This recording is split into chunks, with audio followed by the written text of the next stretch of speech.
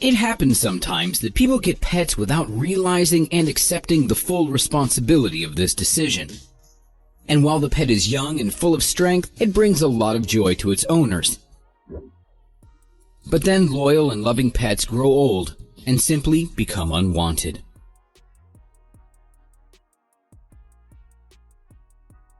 This is what happened in our story today. A young couple got a beautiful and playful cat.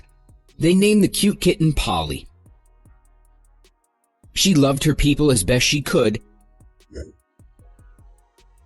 and it seemed that they loved her back. But a few years later, the couple had to move to another country. They couldn't take Polly with them since they had to arrange their lives there first. So they made a drastic decision. They took Polly to a vet clinic to have her put down. They told the doctor that the cat was old and sick and that they were about to move. If only Polly could understand where they had brought her and why, maybe she could have escaped. This sad story of Polly the cat, who was betrayed by her owners, was told by the same veterinarian on one of the social networks.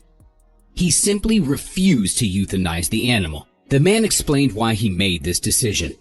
"I kicked these awful owners out of the clinic and told them not to have any more pets," the angry vet wrote.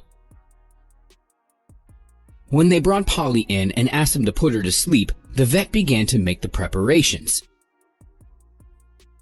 "She's already so old and she can barely walk, and we need to move to another country. Who's going to take care of her in this condition?" The couple explained their decision, and the vet was about to agree with them. When he had already filled the syringe with medication, he suddenly noticed Polly's unnaturally large belly. He put his hand on it to examine. "Urgent ultrasound," he told the assistant.